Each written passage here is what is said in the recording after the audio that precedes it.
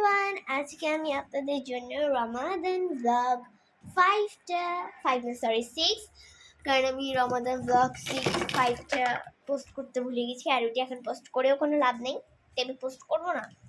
তো এই জন্য হচ্ছে আমি একদম রমাদান ব্লগ 6টাই পোস্ট করছি। তো এখন সকাল সকাল আমি উঠে পড়েছি, প্রায় এখন 11টা 5 বাজে। আমি এতক্ষণ ধরে ঘুমিয়েছিলাম, আমি এই 11টা 4-এর দিকে মনে হয় উঠেছি। তো এই যে আমি এখন হচ্ছে সেলফি স্টিক দিয়ে ভিডিও করছি ফার্স্ট টাইম। আমার খুব ভয় লাগছে সেলফি স্টিক দিয়ে ভিডিও করে।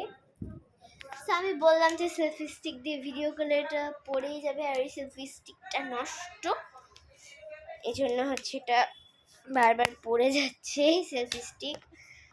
তো এখন আমি সেলফি স্টিকটাকে আরো উপরে বসিয়ে দিব। হে আল্লাহ, যাতে আমার মায়ের মোবাইলটা না ভেঙে যায়, তাহলে আমি একদম মহাকাশে ফিরতে চলে যাব। এটা তো হ্যাঁ ধরেছি খুব ভয় লাগছে। আপনারা যারা যারা বিশ্বাস করছেন আমি আপনাদেরকে দেখাই। গাইস, এবার চোখ থেকে পানি পড়ছে, কারণ হচ্ছে পেঁয়াজের রস, পেঁয়াজ কাটার জন্য এই অবস্থা আমার।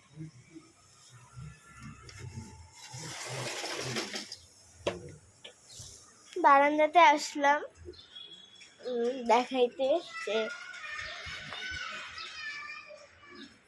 কি হচ্ছে বারান্দার অবস্থাটা খুবই খারাপ। মানে ওই যে ওইখানে একটা ছোট বাবু না, ওই বাবুটা সবসময় এরকম করে চিল্লায়, এই রাত দিন সবসময় চিল্লাইতে থাকে যে এটা হয়েছি, এই জন্য আর কি এরকম অবস্থা। আর এটা হচ্ছে আমার একটা ফ্রেন্ডের বাসা। এটা হচ্ছে ফ্রেন্ডটার নাম সালমা আপু, এটা সালমা আপুর বাসায়। তো এখানে সালমা আপু থাকে, আর আমি কথা বলি। আর ওই বাসাটার উপরে আমার একটা ফ্রেন্ডের বাসা, ওই যে।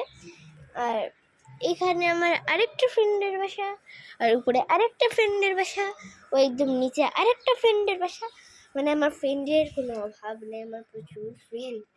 এখানে ভূতের গল্প দেখছে, এই যে। ও খালা, তোমার চোখ জ্বলতেছে না? পানি হয়ে গেছে চোখ থেকে। ওই যে আমরা টিভি দেখছি।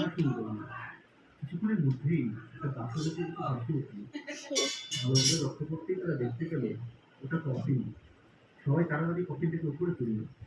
কফিনের উপরে একটা চাবি জাতীয় কিছু, একটা কফিন ছিল। সবাই তা নিয়ে আকাশে বাসায় আসলো। সকালে ধরে ধরে কফিনটা বাড়ির ভেতরে নিয়ে এনে বাথরুমে নিয়ে ভালোভাবে ধুলো। তারা এখন লক্ষ্য করেনি বইয়ের উপর যে অক্ষর খোদাই করা ছিল কফিনটার উপরেও তাই। বিগত যখন অন্য ঘর থেকে দৌড়ে গিয়ে ভাষাতত্ত্বের বইটা নিয়ে আসেন। আমরা তখন কেক কাটছিলাম, আমি, আমার বাবা আর আমার মা।